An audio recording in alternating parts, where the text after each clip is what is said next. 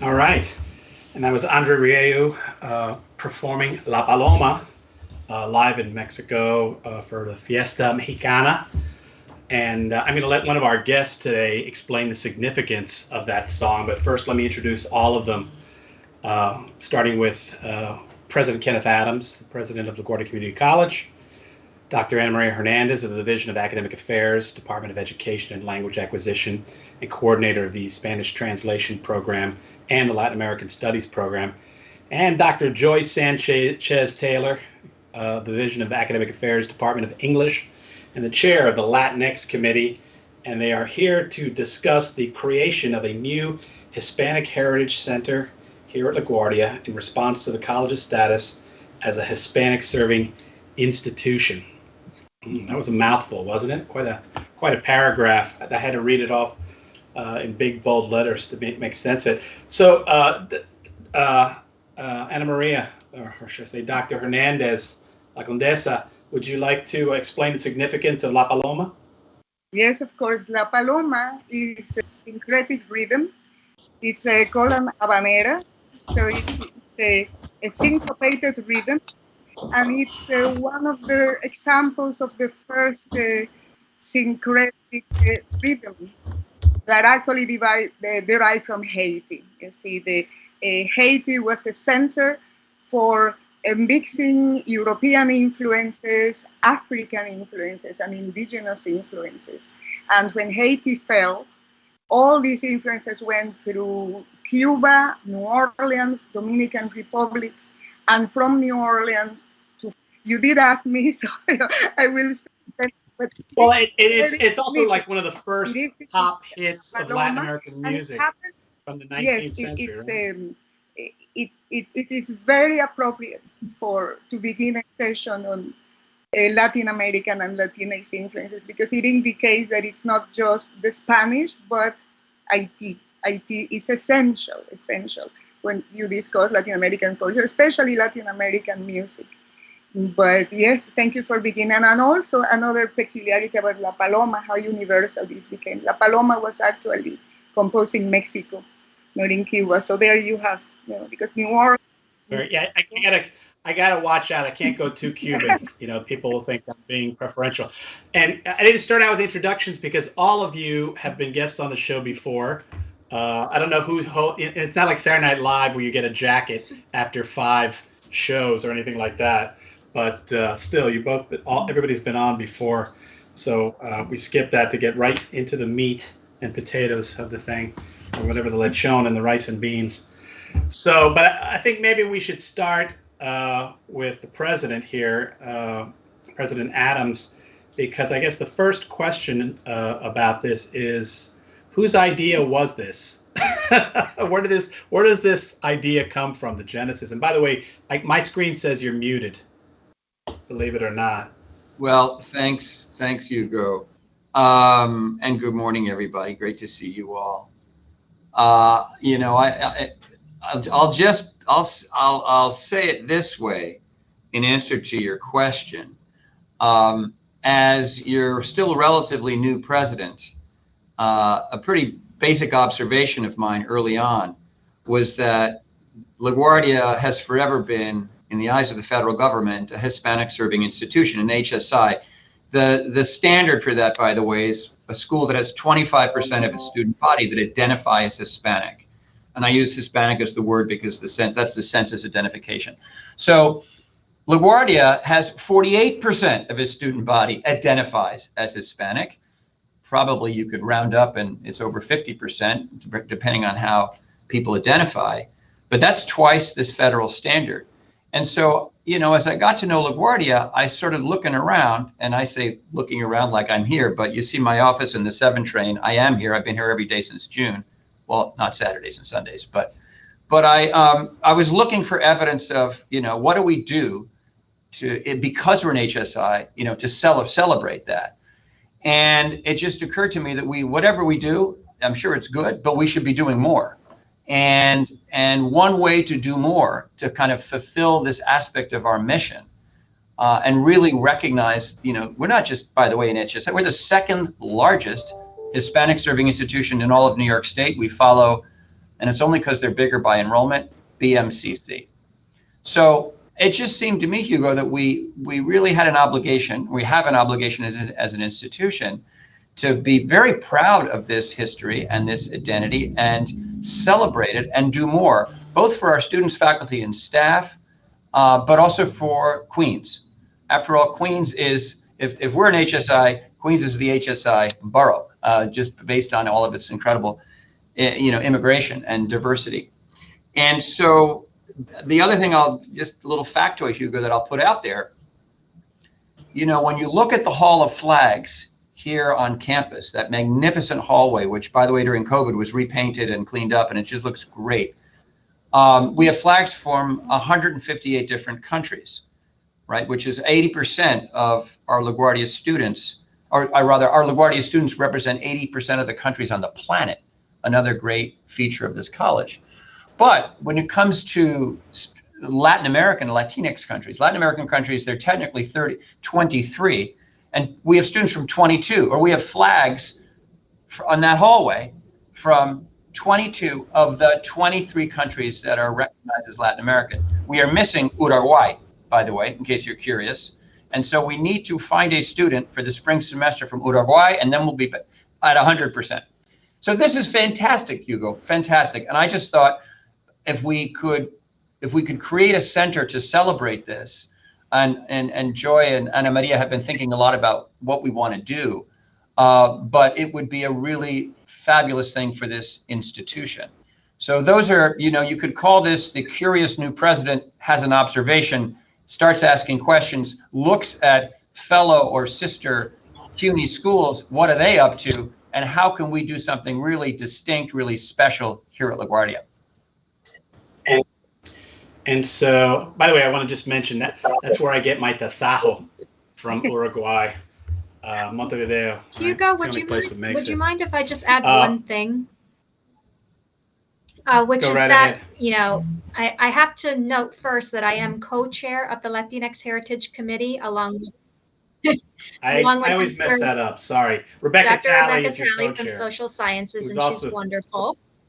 And a regular on the show. And we've been advocating, you, me, Ana Maria, we're all on the Latinx Heritage Committee, college-wide committee. And we've been advocating for years for a more centralized effort, a more central HSI effort. We've been, everybody's sort of been doing their own thing in little pockets across campus. And one of the goals of that committee has been to bring people together in order to have a more, centralized, concentrated effort. And so I think a center is going to be perfect for that. And I'm glad that President Adams listened to us when he came on his listening and learning tour and spoke with the Latinx Heritage Committee, and that he really listened to us talking about that need for a more, organized effort. So you want to get something in here too? Go ahead. We are now at a moment, a very important moment, because for many years, over 20 years, there was like a division of Latinx and Latin America. And in that we were behind the times, and we were behind CUNY, because Latin American and Latinx are basically the same goals. The difference is that Latinx are either born here or came when they were very young. And it's a question of language. They are English dominant, and many of them write in English. Most of them are bilingual, but many of them write in English. A few are English only. While Latin American are either born abroad or born here, but in states that had a very strong Hispanic tradition, such as Florida, California, Texas, etc. So you cannot separate them, because Latinx covers also Chicanx. The Chicanos, and the coming together first with Joyce. Joyce always invited us, never left us out of her activities. And then when we got the grant, the NEH grant, we responded in kind by bringing her on and having a panel. And that brought us together, because this is what it's all about. Not silos, not divisions, but joining together, because it's one tradition and it's not a foreign tradition. It's one of the main cultural traditions in the United States, and not just because of the Hispanic, but because of the Native American and the African. So these are all the strands that we want to bring together. Okay. You going back to the president, I would just say you chose to announce this at your town hall, which I attended in the little theater at the beginning of the semester, and you kind of put it out there. Anybody interested, please contact you, right? And and folks have done so. I'm looking at a list here, which looks like it's at 17 different folks, and I noticed that you made a point to differentiate by department and division. So, do you want to talk about that? I mean, was the notion, let's see who's interested, and that's how you would form this initial, I don't know what you want to call it, the discovery committee? Yeah, the response was very positive, Hugo. You're right, and I would say the 17 people who sent me emails, and for one, people didn't just write, I want to be on a planning committee. They wrote like long, helpful, thoughtful emails addressing a lot of topics, some of which Joy and Ana Maria and I have already started discussing. So I would call it, number one, a list in formation, because I think a lot of other folks are going to want to get involved. And we don't have students yet, and we should get some students involved. So that's the beginning of what we hope will be a planning committee, which I've sort of been promising people will have its first meeting. I keep saying next month, and now next month is November, and it's upon us. So we are going to set up, and I want to be very important to work with Joy and Professor Talley and the committee, and again, just create a planning group that can do the work. We actually have to write a business plan for this thing, to be kind of, crass about it. A strategic plan. There's a whole requirement in the CUNY system for preparing a proposal, for developing a center like this, because it ultimately has to be approved by the chancellor and then adopted and approved by the board of trustees. When you do it right and go through that whole system and meet the requirements, you do open up for the potential of government funding for your center. And we need to be mindful of that, because down the road, at least it's my hope that we will raise money, and staff, and, reassign time for faculty to do research, and, sponsoring and hosting cultural events, exhibits, activities, community outreach, and so on. You need an infrastructure for that, and you need some funding. And so we've got to put all that together, at least plan it with a committee. And I just want to move it through I'll be the advocate for this at the CUNY Central Office and with the trustees. I've already discussed it with the chancellor. He's on board. He gave me some cautionary notes we can talk about, but I want to be the advocate for this and push it through the CUNY approval process system as quickly as possible so we can get to work, because there's so much great work to do. And so I'll say this, and I just can't wait. So, doctors, why did you choose to respond to this call? Need I ask? You want to take a turn at, and maybe you can even synopsize. Because they're friends of mine, and they want to keep me out of trouble. Oh, is that why? Maria, you're welcome to go first on this one if you want. I have been a member of the Bildner Center for Western Hemisphere Studies since 2005. And I have learned so much. And I already had a PhD, 3 books, etc. But by getting together with other scholars from CUNY, and I immediately thought it was a great idea. Having a center brings together not just people from our own institution, but from other institutions too.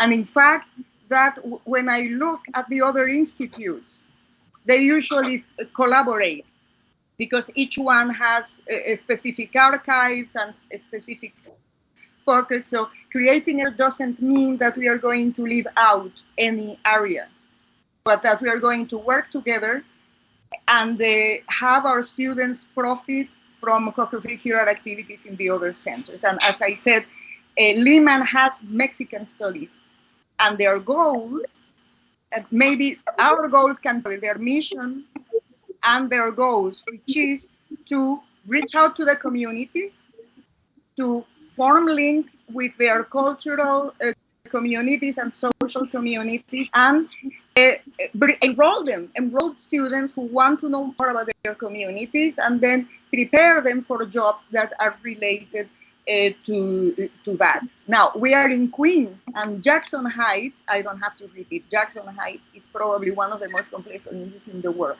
And as far as Hispanic groups, again, it's not only Caribbean, but in fact, heavily Ecuadorian, Colombian, Peruvian. You just have to go down Junction Boulevard or any of the others, and you will see. In fact, they call the number 7 the International Express, because every stop is different. So I'll stop there, and Joy, what would you like? I'll say, you know, I've been doing this work for the past 7 years since I was hired here, you know, from the very first, you know, annual Latinx symposium that I was asked to co-organize and run. And from the beginning, I've been, you know, as I've been bringing people together in the Latinx Heritage Committee, I've just been racking my brain for a way for us to move beyond just planning Hispanic Heritage Month events, and really get to a place where we're campus wide, everybody who's involved in HSI and Latin American and Latinx studies working together to go get that money that you know we so rightly deserve as an HSI, but then to use that money also towards educating LaGuardia students in the Queens community about this rich diversity of Latinx and Latin American cultural heritage that we have here, that is such a gift. And I have so many students who don't have access to that yet. And so my dream for this center is that it is a place where, you know, people like me who didn't grow up in Latinx communities, my family was military. We moved every 3 years. I don't speak Spanish fluently. I've never felt connected to my culture until I started studying it, until I started learning about it. And so, you know, I have so many of those students you know, who finally come to Latino literature or who I meet at an event. And I want this center to be a place where they can all go and everybody can go and learn about the rich diversity that is found within Latinx and Latin American culture, because people tend to stereotype, they tend to generalize sometimes if they're not of the culture. And I want them to understand the, you know, as Ana Maria was saying, you know, the African, the indigenous roots of these cultures that have been left out, you know, really giving back to the students and to the community this knowledge. Again, looking at the list, I just want to point out it's academic affairs heavy. The next group is student affairs, has about 3 reps so far. I know it's a work in progress. And ACE is on there, a couple of folks. Institutional advancement is also there. But I see information technology and administration are not divisionally on the list. And obviously this is a work in progress. And my guess is that those folks might have to be, I don't know what you'd call them, asked for. I won't say coerced. You're being polite, Hugo, because I had concluded that those individuals simply didn't care to see my speech. So they don't know, and unless they're listening to the radio show, they don't even know we're planning the center. So we're going to have to. Yeah, I was expecting an email. No, we haven't done that yet. When we have the first, you know, at some point I'll do a Pres News or an email or something a little more when my partners here are comfortable with it. We'll do some sort of announcement. Because seriously, not everybody was able to watch my full report. It's a long 75-minute address that covers a lot of ground, and this gets mentioned there to be sure. I wanted to put it out there, but we'll have to announce it more formally, and I think we'll get input, suggestions, and volunteers from all across the campus and beyond. I do want to, just because you're talking about, you know, the sort of the backstory here and why the need, you know, Joy mentioned my listening tour early on and meeting with the Hispanic Heritage Committee. And one thing that struck me, and we want to try to address this with the center, is the need, you know, the need, I mentioned it before, but it's the need for sort of an infrastructure, even a space, like even a room, even a, you know, with an office and a place, and the resources to provide for stability And because I worry, one of the things I heard about from the committee was burnout, right? Like if people are just doing Hispanic heritage celebrations as volunteers with minimal support from the college, they're doing the right thing. We're all grateful to them, but you can't expect someone to do that forever because they've got, other responsibilities. And so without the proper infrastructure, which I hope the center will offer, there's a risk that activities are sporadic, they're not consistent. You get faculty and staff member kind of volunteer burnout. That's only natural. And then you're really, again, not fulfilling our responsibilities to our students and this community in Queens of being an HSI, right? We have a responsibility here institutionally. And to be responsible, we have to institutionalize these activities, right? Provide the infrastructure, raise the money, have the staff, have a room, make it real, right? Give it a foundation. Is that a pregnant pause, or is that for me to come in at this point? That's your finale. I was going to talk about this, which is, so we're talking about a physical we're talking about some sort of physicality here. I won't say a structure, but I'll say which, by the way, and I guess you already know this, that space is one of the big issues at LaGuardia. Space, resources, right? That's the two things people argue about, or at least it's really more the latter. Because we have 1.8 million square feet, distributed in basically 3 buildings plus rented space. We have a lot of space. If you think about C building, for example, most of which goes unrenovated, it's the money, the resources, your second piece, Hugo, required to create space that's really top, class A, top shelf, good quality labs, classrooms, meeting room space, and so on. So we've got to do that, and we've got to figure out a way to create a space that's appropriate for the center. You're right. It's key. Okay. Very good. Okay, so you're saying that you've got a name. Does this mean that has this committee met, or was this like some sort of something that happened in sidebar with the folks present here? You want to talk about that? It happened at a rehearsal about the name we were talking, and then Joy brought a very important point, and I researched it further because I wasn't aware of that Hispanic is usually associated with Spanish, with a colonial point of view, and light-skinned people.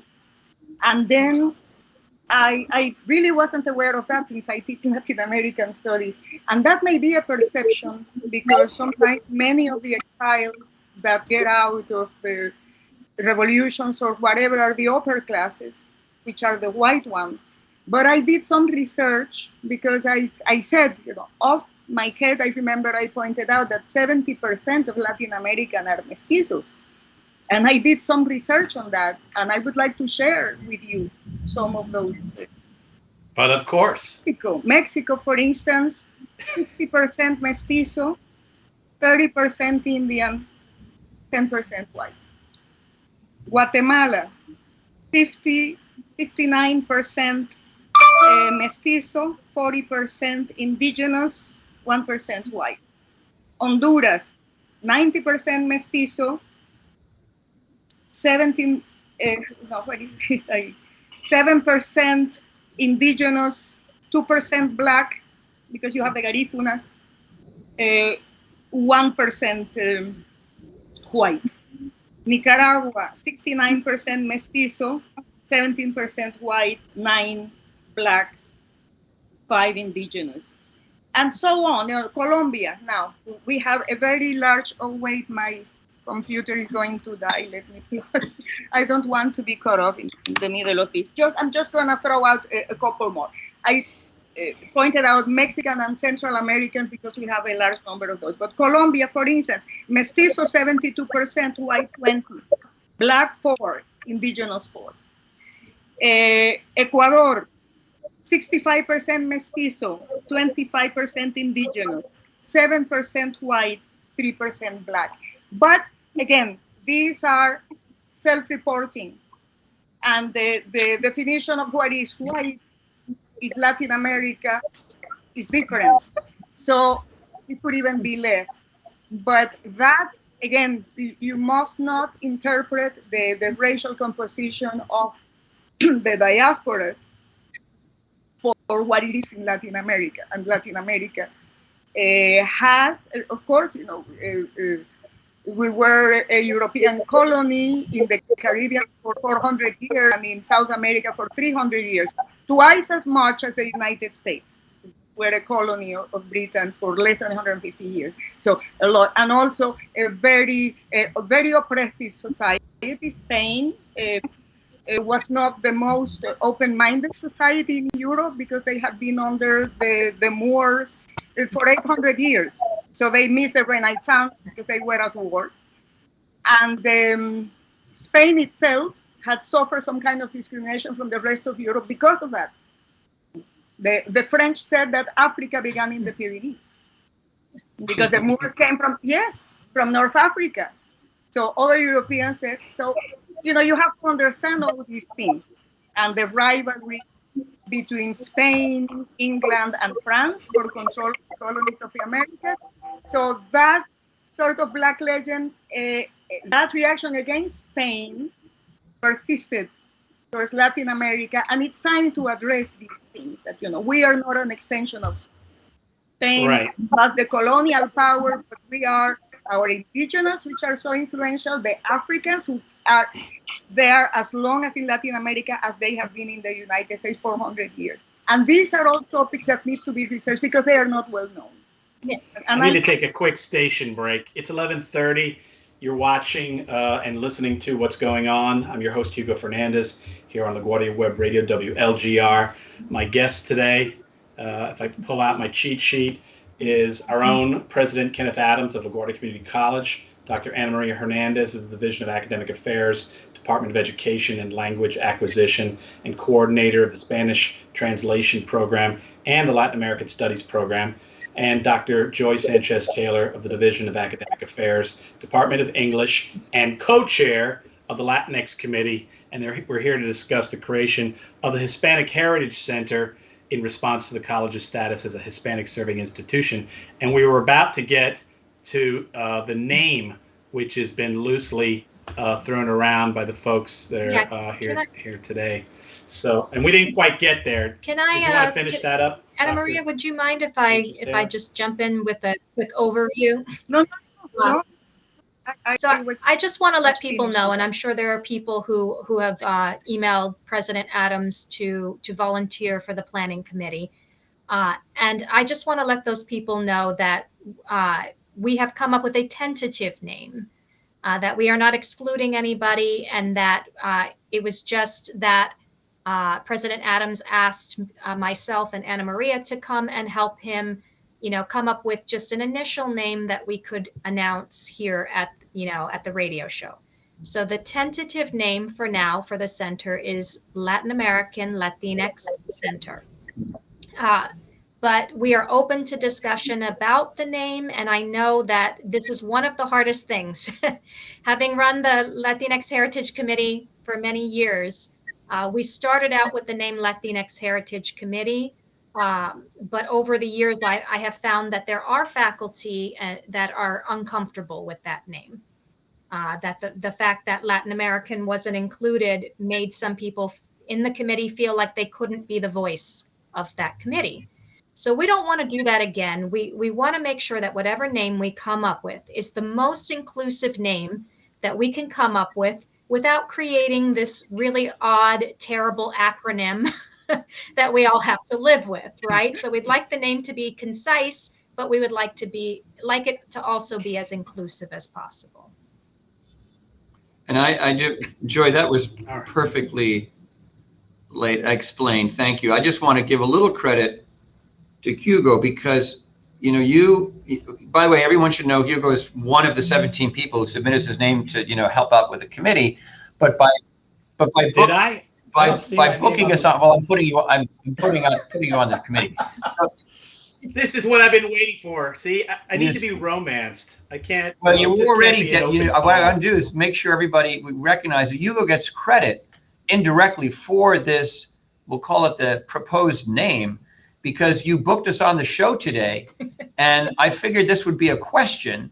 Hugo's going to say, what are you going to call the center? So we had a prep meeting for this radio show, and we discussed this question. So had you not booked, you booking us on the show was the accelerant here. That was what drove us to have this discussion so we could prepare. We prepared a lot, by the way. We have lots more to talk about. We only have 25 minutes. But anyway, we give credit to you for inviting us on the show and forcing this question of the name early on. Thank you, Hugo. I'm the straw that stirs the drink. And no, we're not going to call the center Hugo's Hideaway. All right. Well, I already have some ideas about the physicality of it, and maybe I'll talk about that in a minute. So you got to come up with a business plan, which I think you alluded to, and you think that people are going to find distasteful. I find it just the idea of it, but I know how important that is for this thing to happen. Here's something I'm going to throw in before people ask other kinds of questions. We are a Hispanic serving institution. 48% of the students are Hispanic or identify as Hispanic, and we're going to celebrate it with this institution. Is it going to come at the cost of other groups or other things? Again, resources. Some people think in terms of scarcity. I think in terms of abundance. I believe in an abundant universe, and the things that you want to have manifested can be manifested, and you can bring allies and colleagues, and you don't have to, just because I get a photography show doesn't mean somebody else doesn't, that kind of thing. But there are those who say, for example, as a result of the pandemic, we have had a drop in African American students, dropping in larger. Am I correct about this? And of course, there's our Asian community, which I don't know what the numbers there are. I think it's 21%. It was 21% Asian, 17% African American, and then we have all kinds of other folks. So how would you? What do you say to that? Is that a scarcity mentality? I'd love to hear Ana Maria and Joy's responses to the question, but I'll quickly say this is totally additive. This is from abundance, as you say. In other words, to do this successfully, we will go get new resources, and I'm committing to that, right? That we don't have today. We're not going to take from existing tax levy dollars or existing programs or existing grants. To do this right, we're going to go out and raise new money. So it's like building an asset that adds value for the whole institution and the community, and it adds to everything we already have at LaGuardia. It's new. It's additive, right? And I would add, hopefully intersectional. There's no reason that this center cannot be welcoming to, our Black and African American community, to our Asian community, because there are intersections between those communities, both within the U.S. and within Latin America and the Caribbean. So, this is a great, the one issue that we've been having with all heritage groups, and I talk to the other heritage groups, on a regular basis, is scarcity of funds, right? We can't plan in advance. We can't have the events that we want to have sometimes because of scarcity of funds and not having a dedicated funding line. This center could be a way to have a dedicated funding line so that we can do these intersectional events with other heritage groups and bring more to everybody. So no, it's definitely not a scarcity. And that's one of the beautiful things about LaGuardia, is that we represent so many of those intersections, and our faculty often, do work together all the time anyway. So this is just going to be a natural extension of what we already do. I would like to add that we are now into the ending the first quarter of the 21st century. And there are many things still of the 20th century and even the 19th century that stick around and that we have to overcome. And that is thinking of choices, this or that. While as you presented in your anthology of fantastic literature, etc. Today, we said that first we thought of history as linear, then we thought of history as cyclic. Now we think of history as simultaneous, because I don't want to get into the Copenhagen interpretation of quantum mechanics, but multiple parallel worlds. Our reality is multiple parallel worlds. It's not vertical, It's not divided in a horizontal way. I want to add that I have been involved in the Africana Studies group as well as Hugo. And the leadership there is, well, there is one African American, one Asian American, I am Hispanic, and there is a white American, and we all collaborate because we all want to see, we want to study the global impact of the Africana diaspora. I am also in a group led by Ned Sublet and an ethnomusicologist who specializes on New Orleans. And then we see New Orleans, many Latin American studies programs, by the way, include New Orleans. Because New Orleans was 40 years French, 40 years Hispanic, and then very American in many other ways. And this is what we want to see, not the little rivalry. Are you Black? Are you Hispanic? Are you Native American? Because nowadays, if you do a DNA study, you cannot talk about those 19th century categories anymore, or even in the 19th century. It is a time to come together and enrich all of us with this kind of knowledge. Now, the question came also about Caribbean studies, and the Caribbean studies, in a way, reflects Dominican studies, Puerto Rican studies, and Cuban studies, for which we already have institutes, but also it's a Caribbean studies is part of Latin American studies, the 5 categories, which is Mexico and Central America, the Caribbean, Brazil, the Northern Andes, and the Southern Cone. And those are the main regions. Some Caribbean studies firms also include the Dutch islands and the British islands, but then that is not Hispanic or Latino. It doesn't mean that we cannot include them. You have, for instance, a Biche d'Antica. She's Haitiana, French origin, but she writes in English. But it seems to me that Latin American and Latinx this is my point of view, and it's open to discussion, that it already subsumes. So if we add a Caribbean, then why not Andean? Since the biggest groups in Queens and in Jackson's Heights right now are from the Andes, and there is no institute for that. And it's also an important component in transnational communities. That in itself deserves attention. Colombians who come and go, and Ecuadorians. It's mostly in those 2 nations. So they may feel excluded if you identify the Caribbean region, which is already included in Latin American studies, and then why not Brazilians too? And why not Andeans? Southern Cone, we don't have too many, but certainly Northern, because that also includes Venezuela, increasing because of the political situation. So again, this is open to discussion. We can discuss it further, but it came up when we met. When was it? 2 days ago. Hugo, why not? Yes? Yeah, I wanted to just help. I think it's helpful to remember to come back to our students, because at the end of the day, that's why we're doing this. And from our Dean of Institutional Research, Navaler, I share the following. So remember, 158 countries and 22 of 23 Latin American countries. So by order of greatest number of students, LaGuardia has students from Ecuador, almost 500 of them. Then it's Colombia. No, sorry, then it's the Dominican Republic. So Ecuador, Dominican Republic, Colombia, Mexico, Guyana, okay? Haiti, Haiti, Peru, Venezuela, Brazil. I'll stop there. That's like the top 10.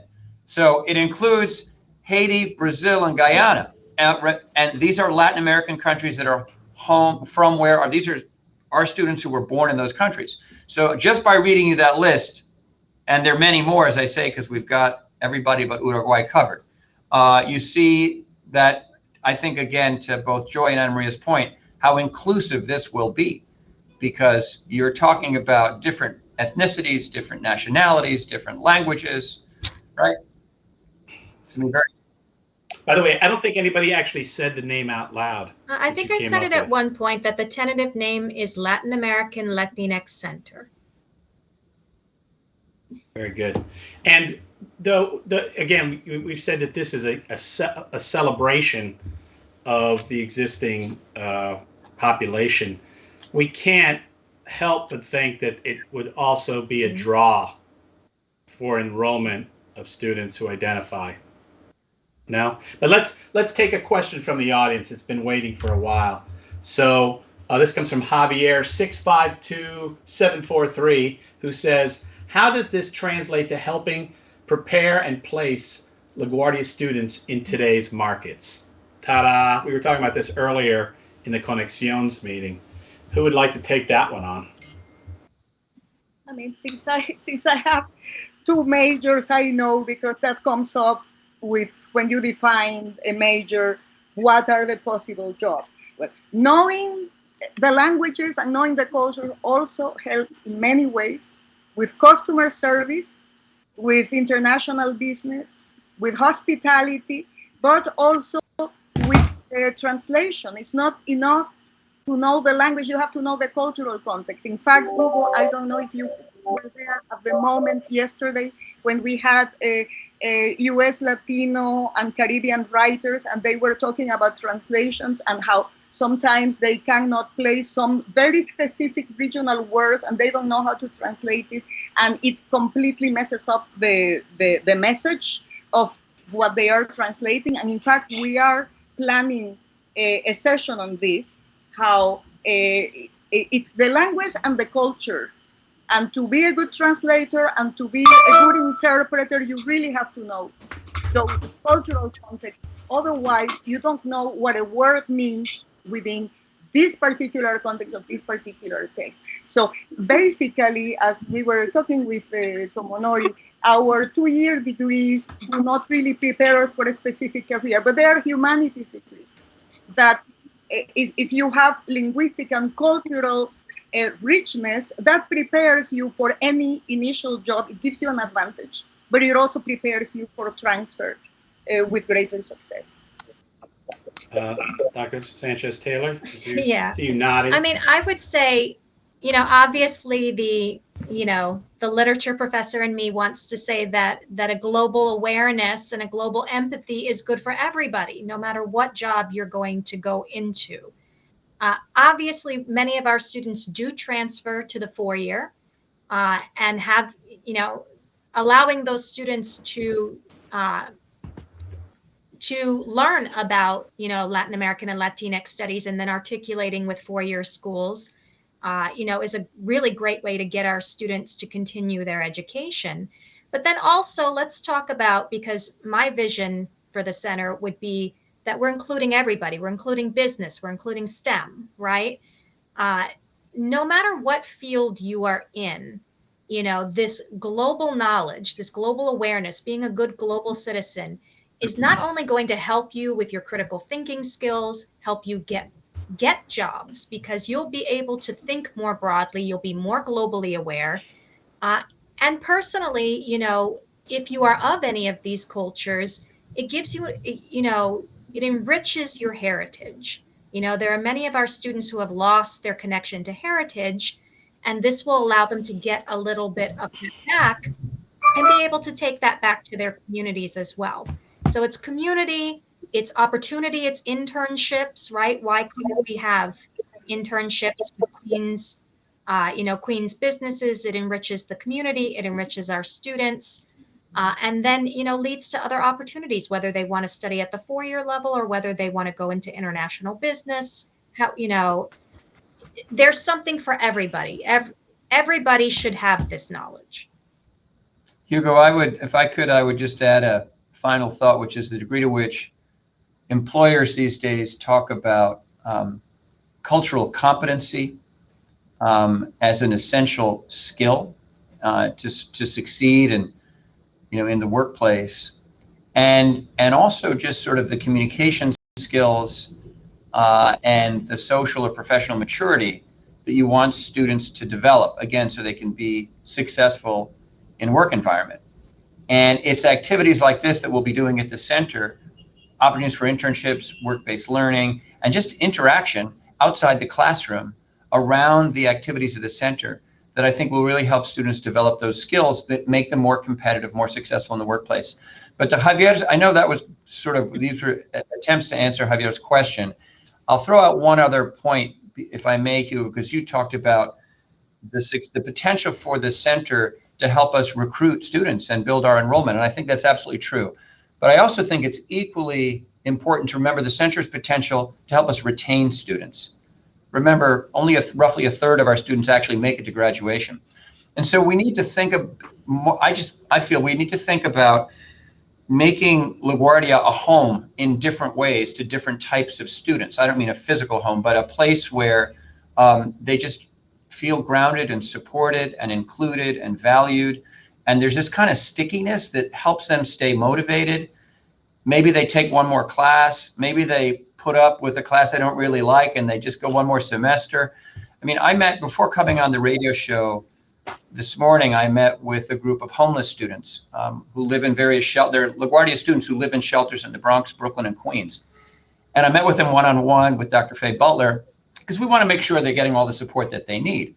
And it occurred to me that the degree to which these particular students can feel that LaGuardia is a cultural home, because they're not getting that where they live right now, other than what they might get with a parent or if they're living alone, kind of tough. You know, we can be a home, and we can define that on many levels. And this center can be a cultural home, a safe space, a welcoming place, a place where you feel valued, right, for students like that. So I think that's the retention, that's the potential for this to help us support our students, retain them, and get them to graduation day on June 21st. It's interesting because Javier was, I think, reading your mind, because his follow-up was, how can this be marketed in the financial and business markets to attract recruitment from LaGuardia? Gee, I wonder who Javier is. Professor Serna, yeah. Yeah, exactly. So, but have we answered that question? He's got more. This will help to develop students' critical thinking, careful problem solving, and effective communication in today's rapidly changing environment. Sign him up for the committee. Oh, he's already on the committee. Is he on that? And I'm excited about that, and I'm hoping some professors from other departments will join too. You know, if you're listening to this and you're, you know, if you're in STEM or any other department where sometimes you feel like, I've had professors tell me who have joined the Latinx Heritage Committee, I want to help, but I'm not in a humanities department, and I'm not sure how I can help with this. And hopefully the center will be a place where they can come and express that interest, and we can connect them with other faculty and other resources where they can bring those ideas back to their departments. I see your finger up there, Dr. Hernandez. Does that mean something? I just wanted to, because I know that we are running out of time, but I want to go back to something that Joy said at our previous meeting, meaning that we need to recover some of the things that we have lost. And we did. Our first 25 years at LaGuardia, we had a very strong bond with our community, with our communities, with our community of color. Indigenous was not so strong back then, in the early 70s, but definitely the Hispanic community, the Latinx community has grown a lot since the beginning of LaGuardia. It's now a group of its own, but we did have very strong links with the community. And in fact, we had one person whose job was link with the community. And this is why our bilingual program and our first Latin American studies were so strong. Bilingual education, 250 students, Latin American studies, 150 students until just about the year 2000. Then we lost that person, and that was probably one amongst many other reasons that we can consider other times. That may have been an important factor in the loss of our students, or the loss of prominence in the program, that we no longer have that person. And as we said before, we cannot do everything. We cannot teach, write, publish, keep up, and then also go to the community and recruit. But we did connect with theater companies, art galleries, music performances. Sometimes they came to LaGuardia, sometimes they advertised and we went to them. And this is something that we need to reconnect with. We need to recover that. We're out of time.